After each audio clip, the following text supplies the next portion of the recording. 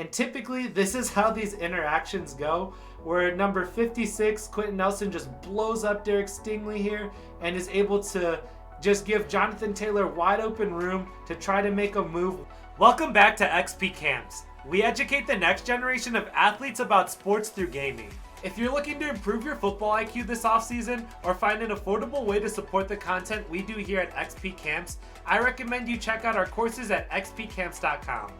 Our courses break down over 200 real-life concepts in Madden, so every time you load into the virtual gridiron, you're getting real-life reps on concepts your coaches want you to learn. Become a better, smarter football player, guaranteed, and click the link down in the description to start training today. Now, let's jump back into the video. In this section, we're going to be taking a look at an inside zone. An inside zone is when the offense attacks the interior gaps of the offensive line utilizing a zone blocking scheme. Here's how you would call it in Madden. So you'll scroll over to your concept page, select run, and the first option will be inside zone, which is the play that we're going to be looking at. Now, inside zone is the first play that you'll see in your running concepts because it's the first running play that you'll learn at the younger levels of football. You'll learn it because it's easy, effective, and you can build a whole lot of other zone running concepts off of the inside zone. So I'm going to scroll and try to find one where we're not having any motions or any pulls or anything like that. We'll select this one, and then I'll back up and just select a random play for defense. So let's see how this play works. Alright, so here we are in replay mode. Now the purpose of the inside zone is to use the leverage from the first level of blocks in order to create blocks at the second level, and this is what I mean.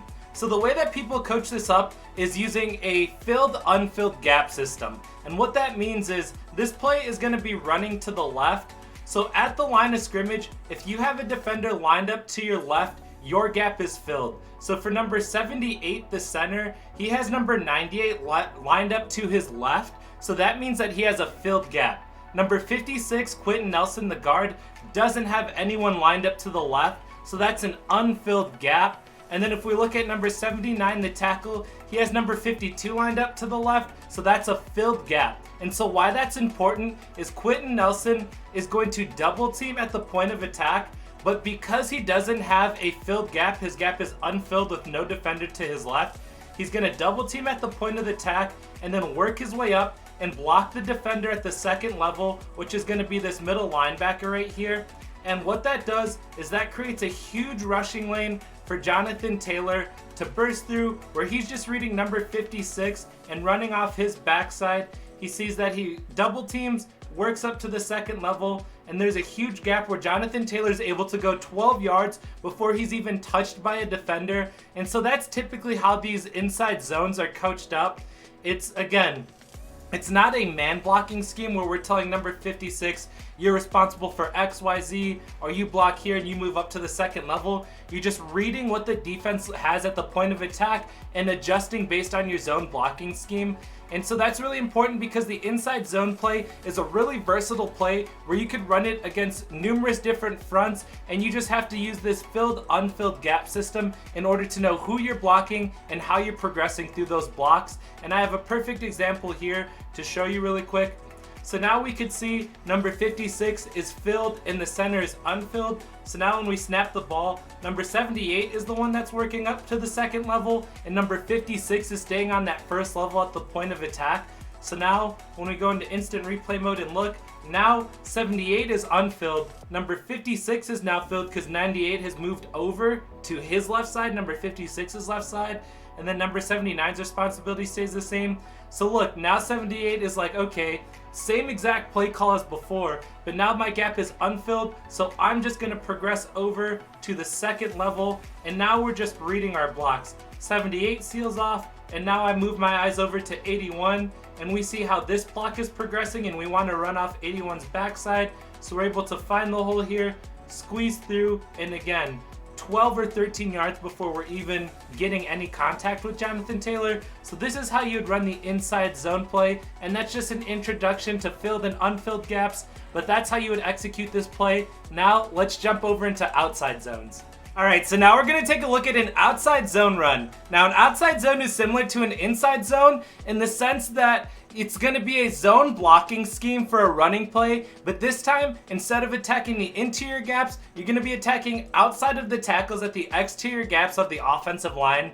Now, the purpose of an outside zone is to stretch out the defense horizontally, and what I mean by that is we're going to make the defense defend from sideline to sideline. So if you were always running inside zones, the defense could take all of their players and pack them in the box towards the middle of the field and have a numbers advantage to stop that play. So mixing an inside zone and outside zone makes it so that the defense can't pack the box, because if everyone's in the middle of the field, you'll just run to the outside of the field and get an easy touchdown. As I've said over a number of these videos, a place where the biggest plays happen in football is up the sideline when the defense loses outside containment. So mixing in these outside zones forces the defense to stretch out, where then you could start attacking with inside zones. So using a healthy mix of both is a great way to run your offense. How you would run it: same thing, you go to running concepts, you select it. Now, outside zone is the second option because it's the second installment that most youth coaches install after the inside zone.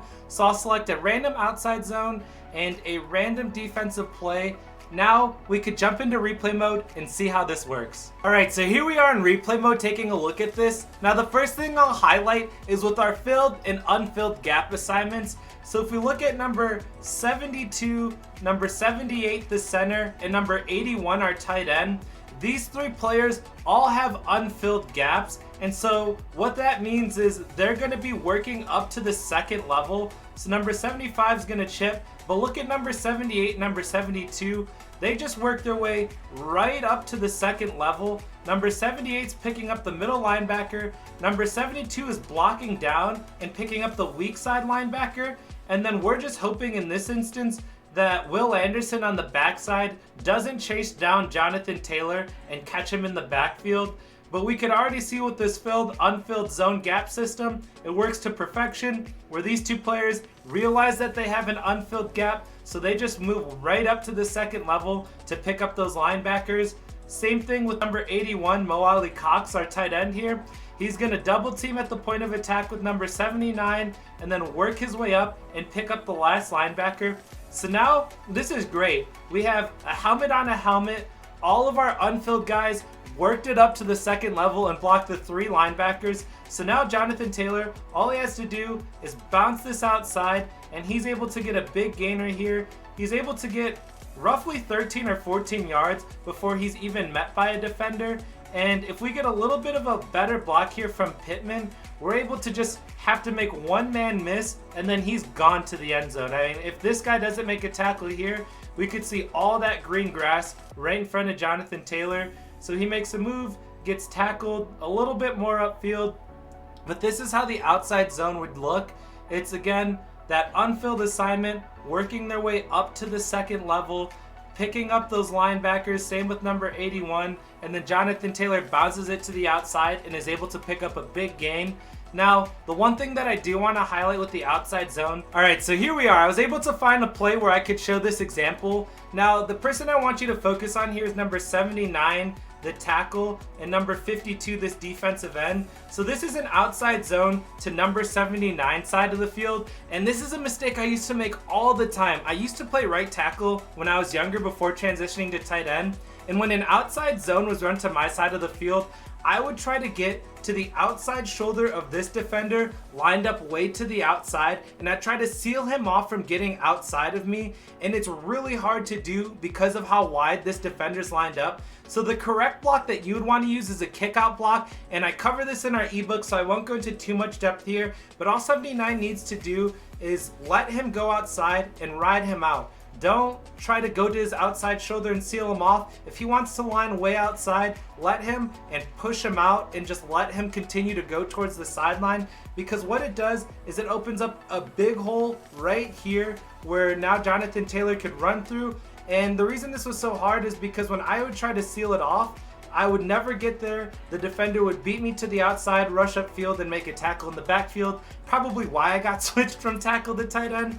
But number 79 does it perfect here where he kicks this blocker out, and then Jonathan Taylor is able to slide in right behind and get a really decent sized gain, again, like 12 yards before we even get our first contact with Jonathan Taylor.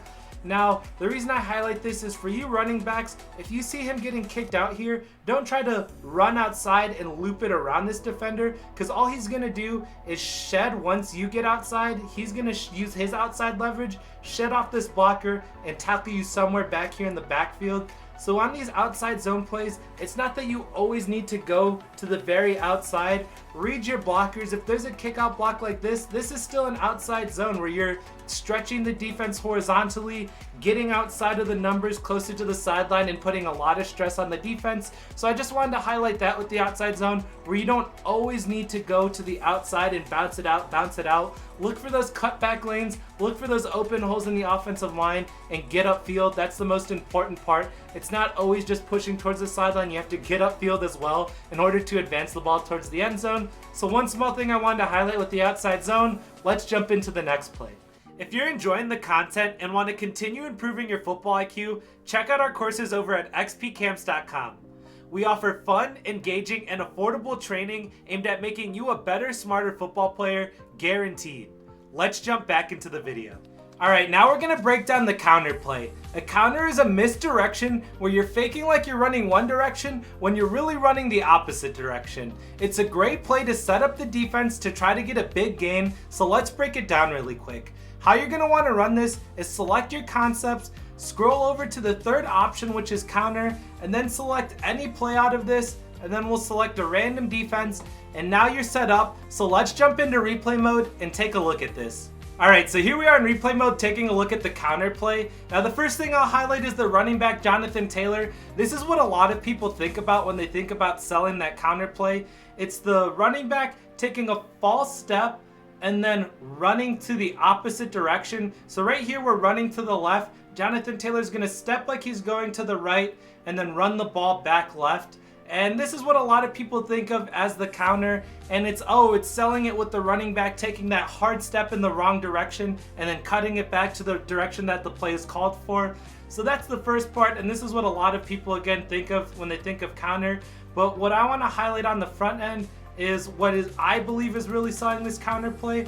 So if you remember from our last section, we covered unfilled and filled gaps and how that relates to blocking assignments. It's the same thing here. So we're running the ball to the left. Number 56, Quentin Nelson, has number 98 to his left, so his gap is filled. Number 79 doesn't have anyone to his left, his gap is unfilled. And then number 83, the tight end, has number 52 to the left, so his gap is filled. And that's what we would think about, right? We're running the ball to the left, so those are there as assignments. Number 56 is actually gonna work his way up to the second level, and that's because he's treating it like this is a running play to the right to even go further with Jonathan Taylor's false step to the right. So number 56, instead of blocking number 98, he's gonna act like this is a running play to the right, and he's gonna go and work his way up to the second level, just like we just saw with our outside zone play. Same thing with number 83, the tight end here. He's gonna just blow right past his guy and work his way straight up to the second level and leave number 52 unblocked. Now number 52, he's kind of like Will Anderson from our outside zone play. Remember, we just didn't want Will Anderson to catch us from the backside, but the offside tackle was just working straight up to the second level and blocking down, and we left the defender on the weak side of the formation or away from the play side unblocked. Well, we're kind of doing the same thing here. Everything right now is telling us this is a run to the right. The way that the the way that the offensive players are blocking makes it seem like it's a zone play to the right. The way that the running back is taking that false step is making us believe that it's a run to the right. So number 52 might start crashing down thinking this is a run to the right. Everything is saying that so far. But what we have developing on the backside here is our backside guard and our backside tight end pulling on this play in order to give us extra blockers to the play side. And so number 75 is going to pull here, and he's going to pick up number 52, that defender that we left free while number 83 worked his way up to the second level. Number 81 is now the lead blocker, and now Jonathan Taylor just needs to run off of number 75's backside and follow number 81 through the hole upfield, and he's following his lead blocker here. and then we're able to get it to the outside and get wrapped up here. We got a decent gain, around 12 yards once he was tackled forward, but that's how this counter play would work. From the blockers up front to the false step with JT, everything is telling us it's a run to the right, and we're trying to get the defense to go that way. And if the defense is moving to the right while we're bringing these two extra blockers to the play side, it just sets up everything where the defense is running to the right.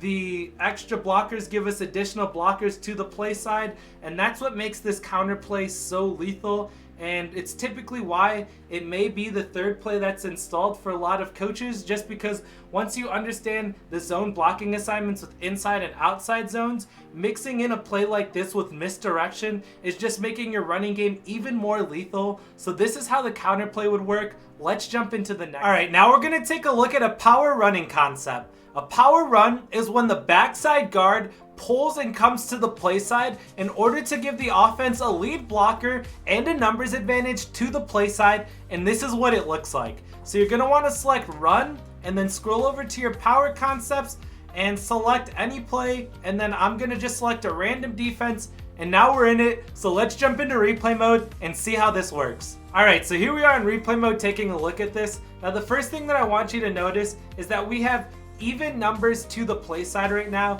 And so what I mean is number 79 is responsible for this player, number 53. Number 75 is responsible for 6. 72 is responsible for 96. Our tight end 81 is on Will Anderson, number 51. And then if we had to, number 83 could go out and block this cornerback. And so we have one blocker for every one defender that's to the play side. If we have Jonathan Taylor one-on-one with this safety in open field, that's the ideal scenario where if Jonathan Taylor can make one man miss, it's going to be an easy touchdown for him. But this is how the play looks so far. So if we look at 75 and 72, everyone is blocking down. So rather than the zone blocking schemes that we've looked at where everyone blocks to the right or to the gap to the play side, instead these players are all going to be blocking down like this. And then we have number 83 coming in and double teaming at the point of attack.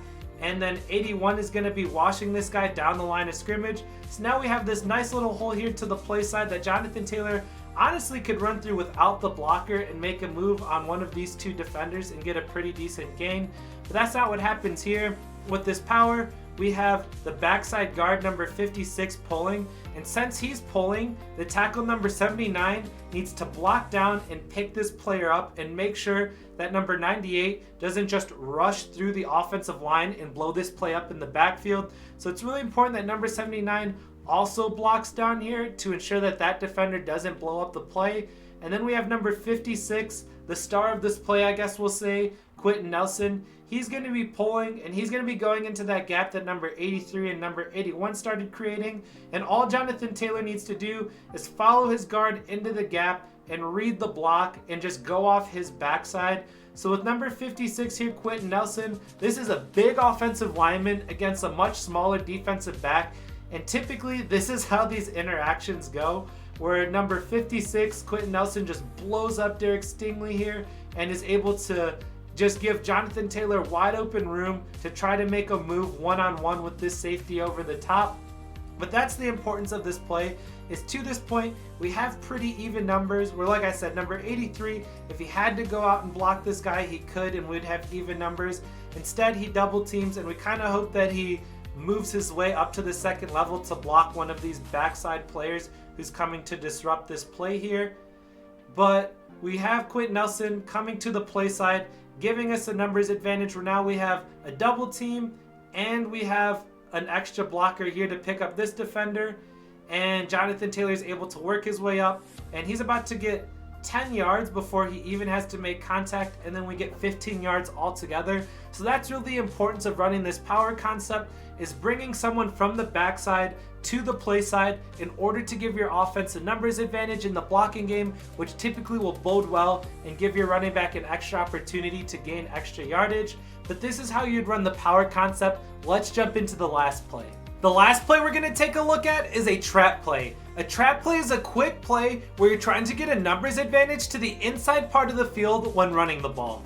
This is what it's going to look like. So how you're going to want to call this play is by going into your concepts and scrolling over to trap, Now, most teams should have a trap play in their playbook. I got pretty lucky that with the Colts playbook here, we had one trap play available to us. So I'm going to select it, put the defense in a random play, and now let's jump into replay mode and check this out. All right, now we're in replay mode taking a look at this trap play. Now with the trap play, the first thing I'm going to take a look at is the guard and the tackle on the play side, 75 and 72.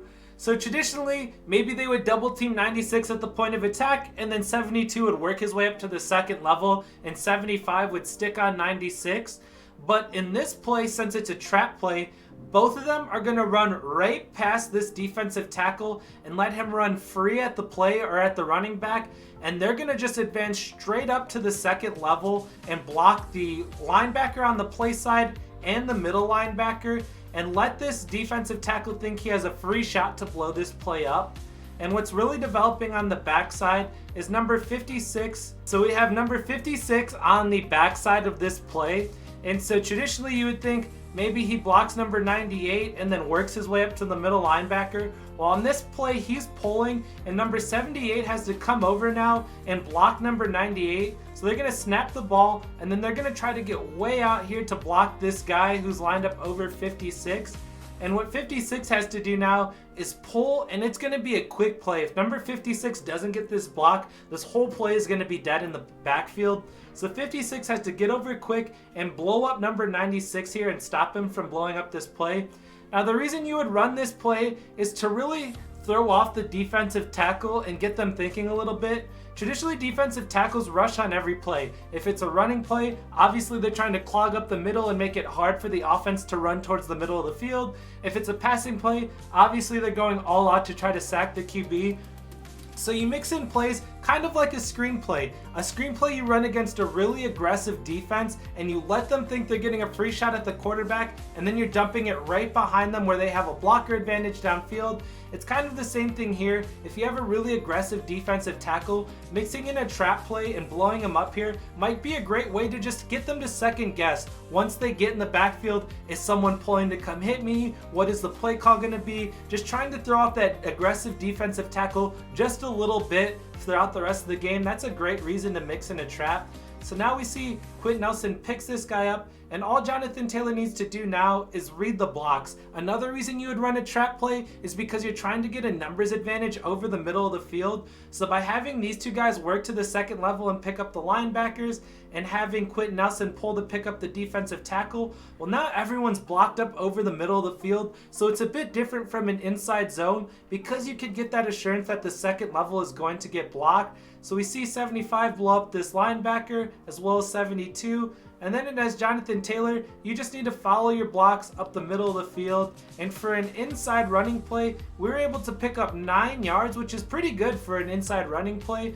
And it honestly could have been more if Josh Downs was able to secure this block. The slot corner Desmond King did a great job of reading the play, crashing down, and preventing this from being an even larger play, because without him in the picture, once we got past this linebacker, you could see 75 is headed straight for number 5, and if we remember what happened between 65 and the cornerback Singletary in the last play, it is a nightmare scenario to have a DB lined up with an offensive lineman. We could see 72 right here also is picking up this backside Stingley, the backside cornerback. So it was a great job of number 25 of blowing this up, because if he didn't, we could have potentially taken this trap play all the way for a touchdown. But this is how you'd run the trap play. It really starts on the play side with these two letting this defensive tackle run free, and then the pulling guard hitting him. It's a really quick play to the inside. It gets you a great numbers advantage where you get some of those bigger guys in the second and third level blocking smaller defenders, and it opens up a lot of space over the middle of the field for Jonathan Taylor. So that's how you would run this trap play. If you found value in this content and you want to support us, make sure you drop a like and a sub, and check out our courses. The link is in the description below. I'll catch you all in the next one.